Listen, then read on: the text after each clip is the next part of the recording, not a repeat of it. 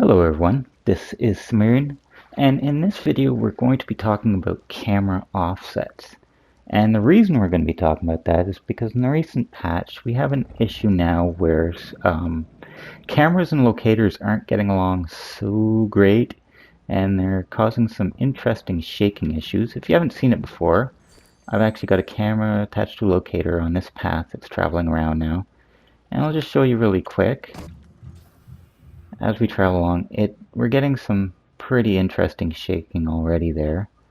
But the shaking gets worse and worse as the camera's going. Now, a lot of people are going to try a lot of things to fix this. Depending on how close or far you put the locator, you can get rid of the shaking a bit. Depending on the speed of the path, that can also change the shaking a bit, but the shaking gets pretty bad here. And so I'm just going to hit this button, which is just resetting and stopping the camera and the locator there. And done a bunch of testing, and the issue is actually the locator itself. The camera is fine. The issue is actually this locator or the connection between the camera and the locator. And there's an easy way that we can prove that. We just showed what kind of shakiness we have there. So instead, I'm going to just drop a car down. And I'm going to hook this car up to that path.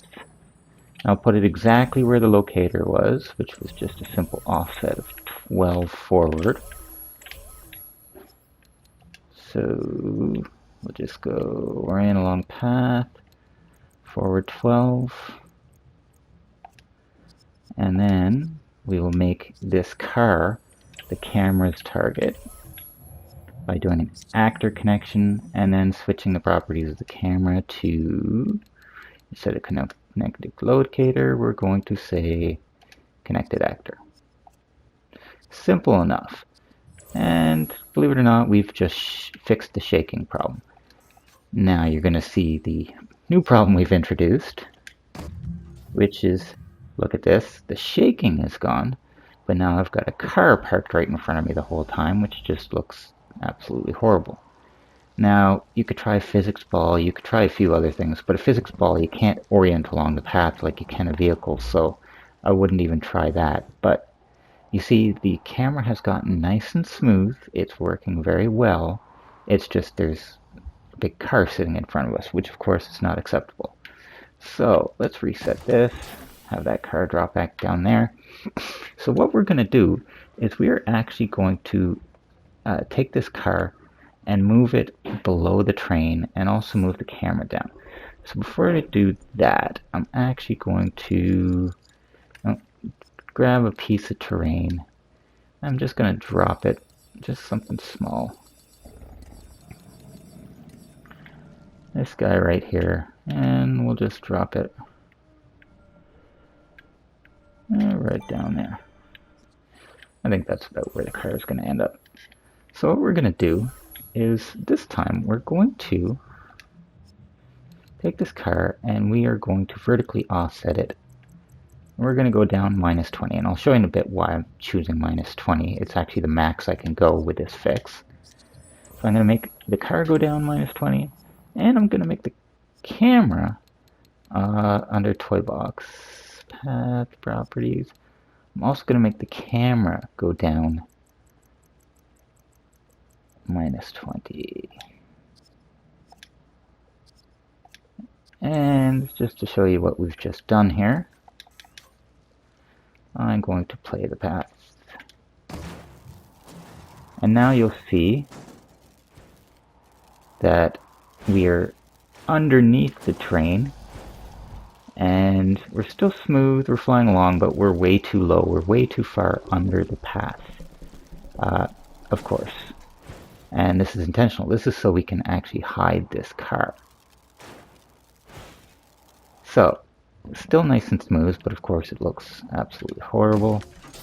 Let's make sure that train was in the right spot. Yeah, car's on the train. Beautiful. Now, here is the last part of this fix, and its most important part, is now the camera is sitting -20 below, and so the car is technically sitting right about here, even though it fell through the train and it landed on the train we have parked down there. But we still want the exact same camera angle we started with. We just don't want that car in it.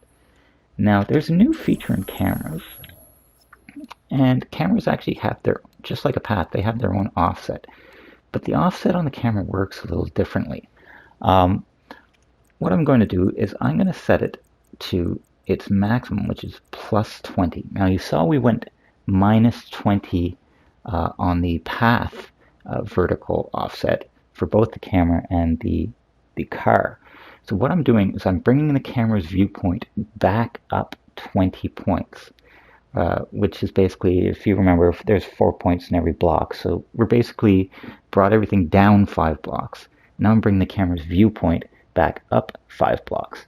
And the beautiful thing about this feature is you aren't actually moving the camera back up 20 blocks. You're just moving what the camera's viewpoint is, or what level the camera plane is on. It's hard to explain.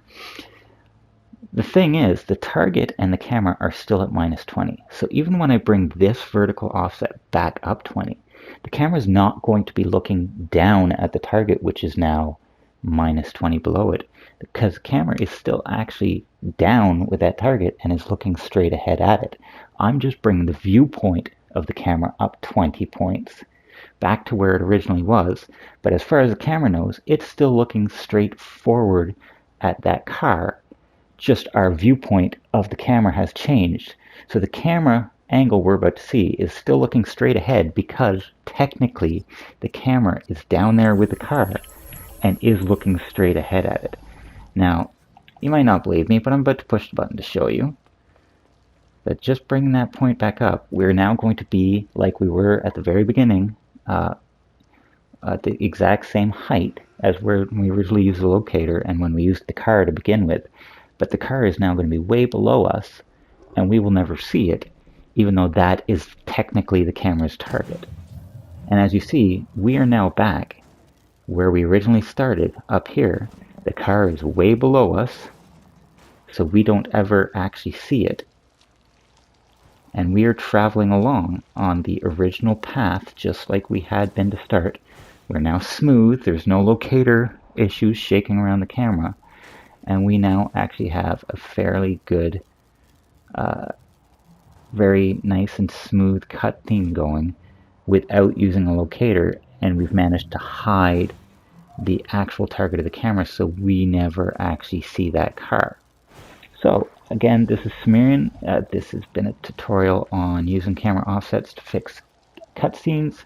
I hope it's been useful to you, and have yourselves all a wonderful day.